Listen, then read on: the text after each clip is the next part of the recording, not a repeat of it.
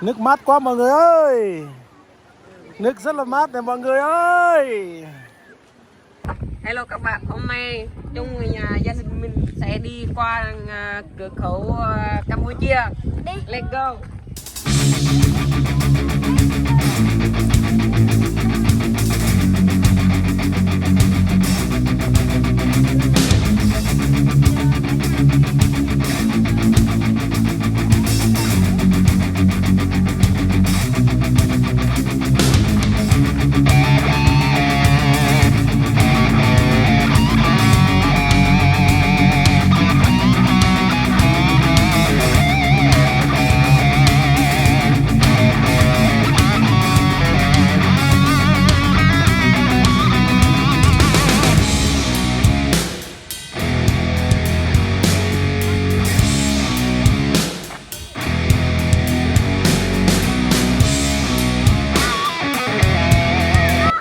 Ê, chào mọi người nha.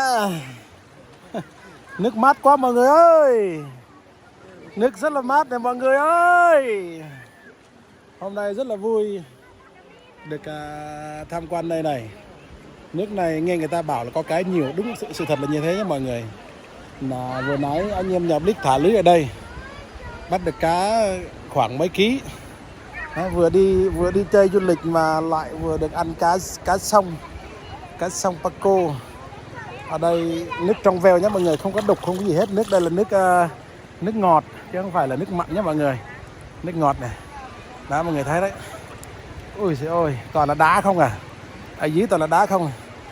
Blix quay không có đẹp cho lắm tại vì một tay thì Blix cầm máy, tay trái cầm máy này. Miệng thì nói, còn cả người thì tắm. Nhưng mà da hay đen. Vào đây ngâm một tí càng đen hơn nữa nha mọi người nhá. Đấy mọi người thấy đó. Đồ đá thật. Mát quá. Nước trong veo, mát. Đây mọi người thấy này. Phong cảnh tuyệt đẹp luôn nhá. Đến đây không mất phí vé xe này, không mất cái gì hết. Mình chỉ mất tiền xăng với đồ ăn đồ uống thôi. Những cái trôi đi.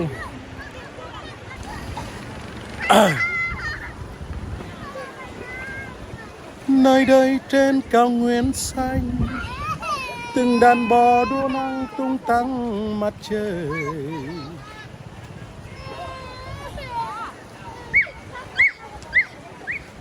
Anh gọi núi không trả lời. Anh gọi suối vàn rì rào. Anh gọi gió vẫn bay đi. Anh gọi em có nghe không? Anh gọi nói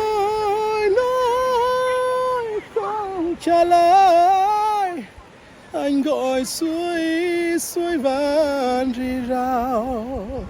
Anh gọi gió vẫn bay đi. Anh gọi em qua nỗi mong chờ, hãy về bên anh. Chào mọi người nhá, vui lắm mà.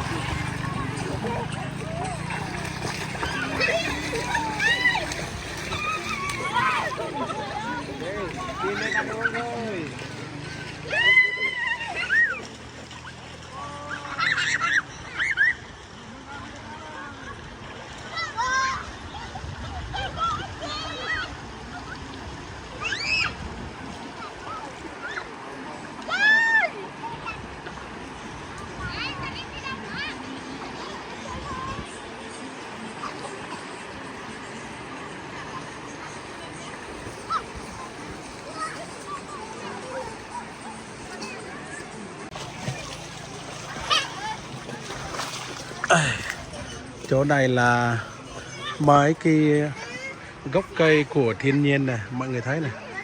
Đấy. Cây sung nhé mọi người. Ở đây có ngọn sung, có ngọn lá sung mình có thể ăn được. Và chỗ này thì bà con đang cột võng nghỉ ngơi trong khi chờ đợi đấng mày rau tắm rồi bắt cá. Chỗ này thì mọi người đang nướng cá nướng gà đấy. Đây là Mai Hiếp, Mỹ Hiếp này, còn đây là bạn Pum này. Mai Nhân này. Trời ơi, nướng từ hồi nãy giờ chưa chín con nào hết à? Trời ơi, lấy than nhiều vô chứ. Đây mọi người ơi, vừa nãy là Blix nói là Blix đi thả lưới, giăng lưới bắt cá đây nha mọi người. Đó mọi người thấy này, đây là đúng cá sông rồi này, cá của thiên nhiên này. Không biết là cá đây là gọi là cái gì vậy bạn Pum? Đây là cá sông. Cá sông hả chứ không có tên gì hết à? Tên người địa phương không biết. Còn con gà này thì mình mua từ nhà lên nhá. Cá đây, còn đây là thịt chuột hồi nãy anh em bẫy được à. Đó. Đây, đồ ngon này. Đây là thịt chuột anh em bẫy được trong rừng nhá. Điên phát là thấy chuột là bẫy trúng liền, trúng được 3 con. Nướng được 2 ống lỗ ô.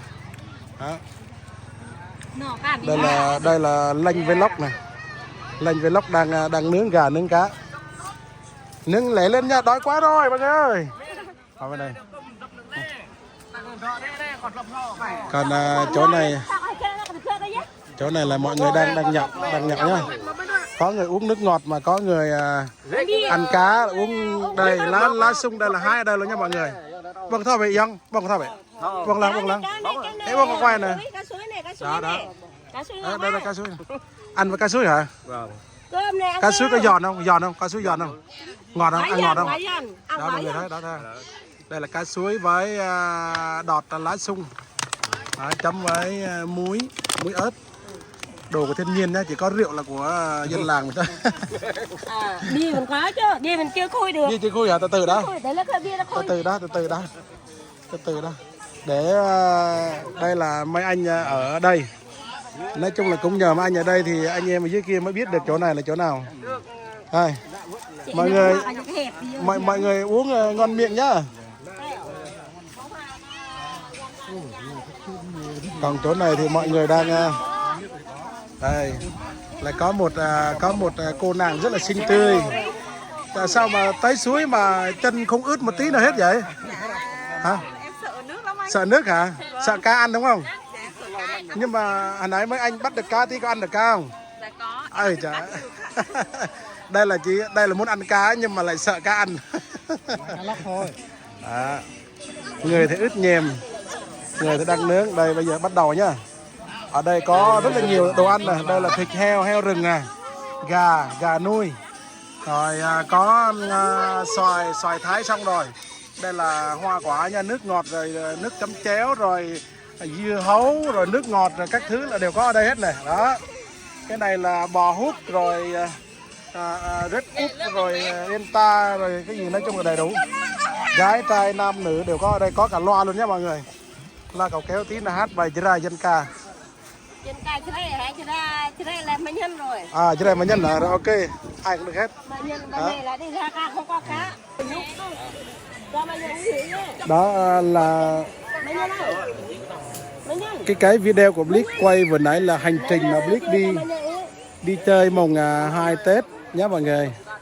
Và bây giờ cuối cùng là Blix xin chúc tất cả mọi người luôn mạnh khỏe, trẻ mãi không già, có một cuộc sống vui vẻ, tràn ngập hạnh phúc, làm ăn phát đạt hơn nữa. Xin chào mọi người và hẹn gặp lại mọi người trong một ngày gần nhất nhé.